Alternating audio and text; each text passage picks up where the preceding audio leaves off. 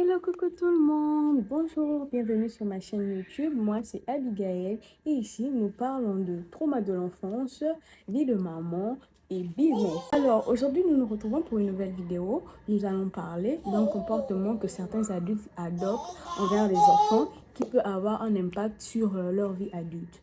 Alors, pour vous, ça paraît anodin de dire à votre enfant, de dire à une personne autre que vous n'êtes pas là, que vous n'êtes pas disponible, alors que vous êtes bel et bien disponible, que vous n'êtes pas là alors que vous êtes bien là.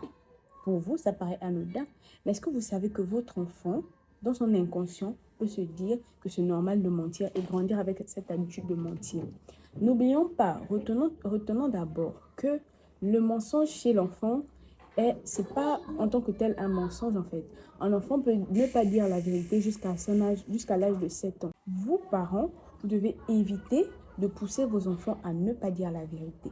Parce que pour eux, ce sera un comportement normal et ils vont reproduire cela. Parce que pour eux, ne pas dire la vérité, c'est normal. Parce que maman a souvent l'habitude de dire que elle n'est pas là alors qu'elle est là. Maman a souvent l'habitude de dire on doit dire à la voisine de passer plus tard qu'elle est partie au marché alors qu'elle est là. Est-ce que vous comprenez un peu? Donc, il faut éviter cela, vraiment éviter cela. Si vous voulez faire des adultes bien dans leur peau, des adultes sains, des adultes responsables qui savent dire la vérité, alors vous devez adopter certains comportements envers ces enfants-là pour qu'ils soient des adultes sains, qu'ils soient des adultes normaux au vu de la société.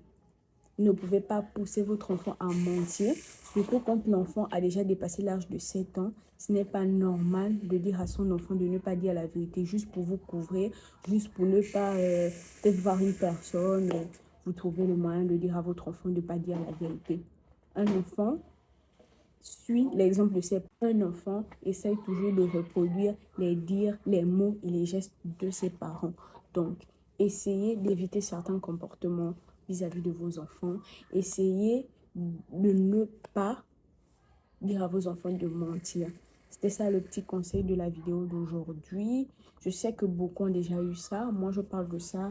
Vous savez, de ma chaîne YouTube, je parle plus ou moins de mes expériences, de ce que j'ai vécu. Et je parle de ça parce que moi-même, j'ai vécu ça quand j'étais petite.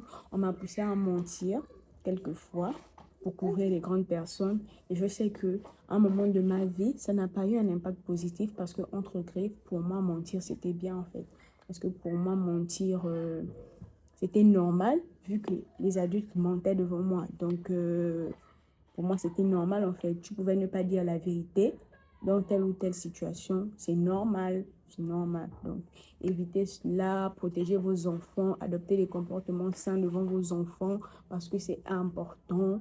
C'est important parce que les enfants, ils vous copient. Vous allez avoir l'impression que vos enfants ne voient pas ce que vous faites, mais ils voient ce que vous faites et ils adoptent inconsciemment vos faits et gestes, vos dires.